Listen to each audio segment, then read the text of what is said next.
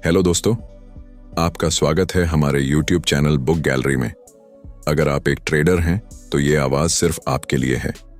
अगर आप शेयर बाजार में सिर्फ इसलिए आए हैं क्योंकि आपको एक आज़ाद जिंदगी चाहिए थी, एक ऐसी जिंदगी जहां आप अपनी शर्तों पर जिएं, जहां आपको हर सुबह 9 से 5 की नौकरी के लिए न भागना पड़े ढीढ़े, तो आप बिल्कुल सही जगह पर हैं। लेकिन क्या आपने कभी सोचा है कि आपके सारे सपने, आपकी सारी मेहनत एक झटके में क्यों टूट जाती है?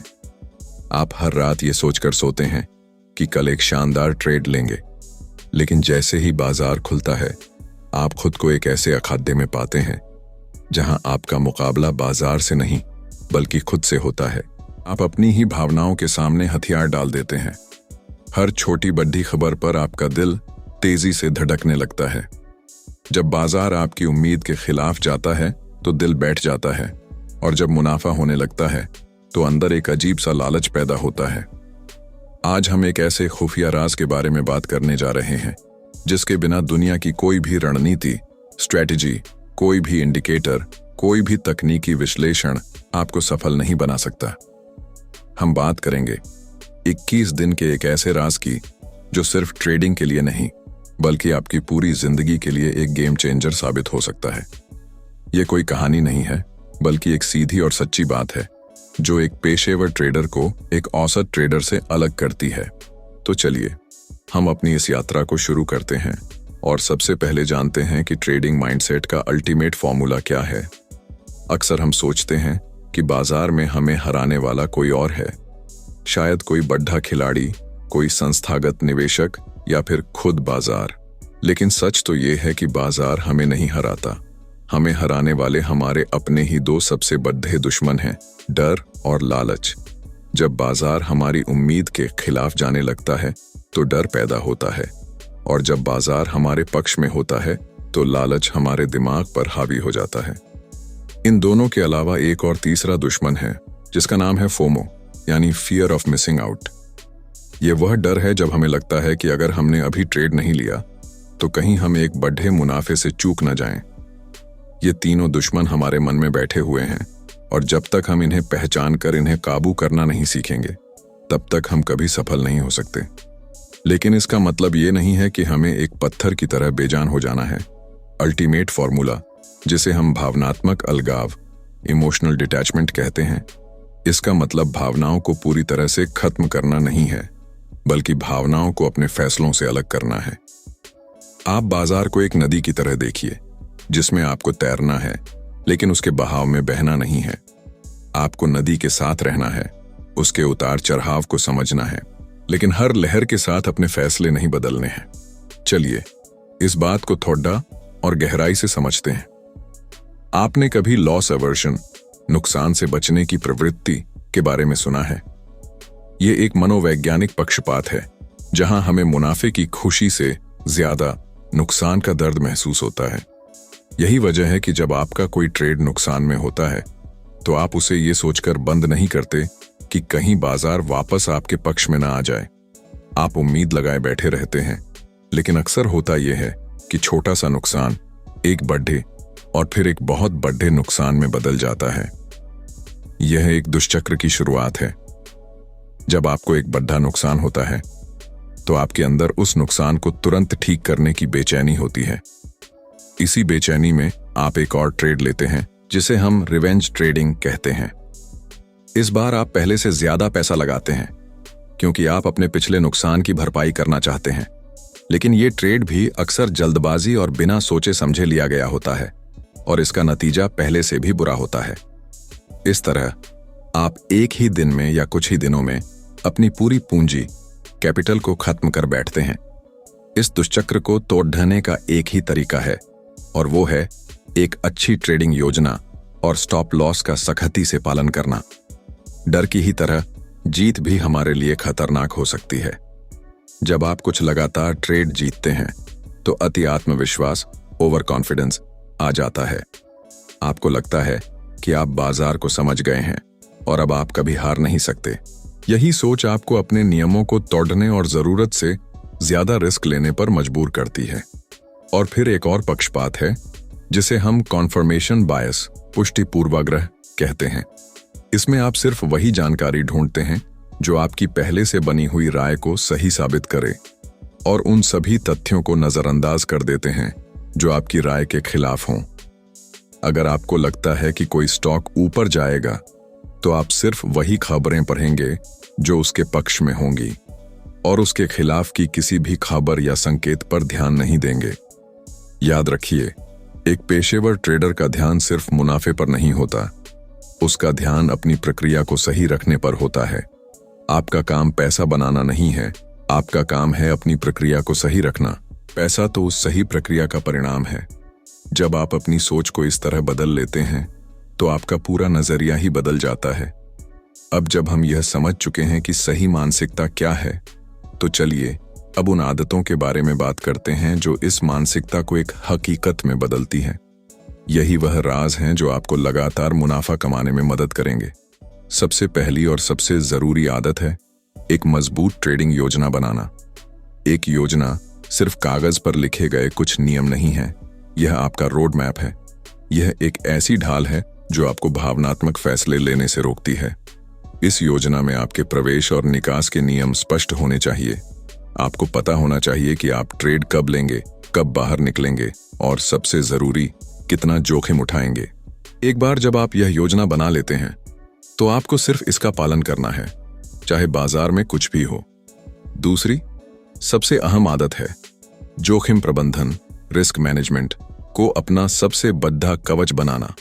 ज्यादातर ट्रेडर इसलिए नहीं हारते क्योंकि उनकी रणनीति खराब है, बल्कि इसलिए हारते हैं क्योंकि वे अपने पैसे का प्रबंधन नहीं कर पाते। जोखिम प्रबंधन कोई तकनीकी बात नहीं है, यह एक मनोवैज्ञानिक हथियार है। इसका सबसे पहला नियम है पूंजी संरक्षण।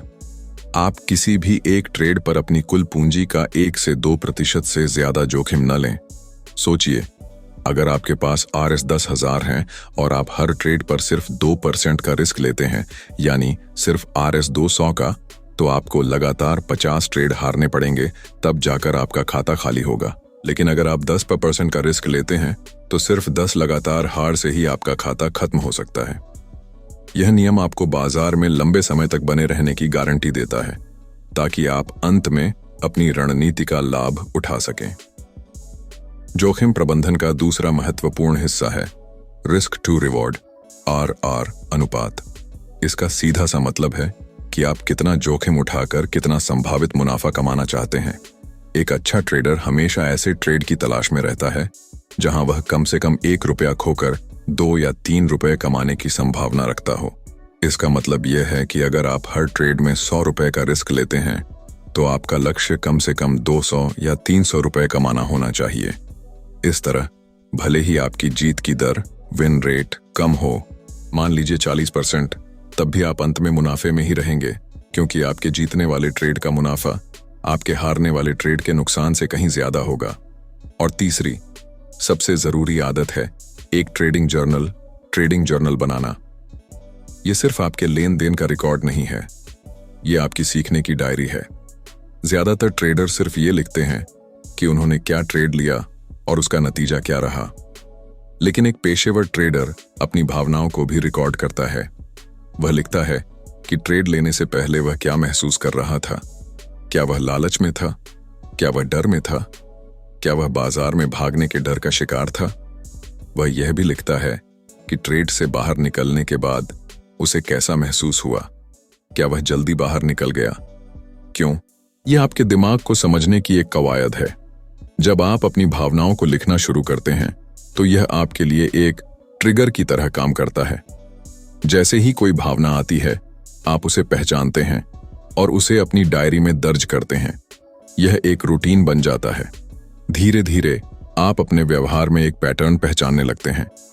हो सकता है आप देखें कि आप हर बार जब डर में होते हैं तो आप अपना मुनाफे वाला ट्रेड जल्दी बंद कर देते हैं। इस पहचान का नतीजा यानी रिवॉर्ड यह होता है कि आप अपनी इस खास कमजोरी को सुधारने के लिए एक नया नियम बना पाते हैं।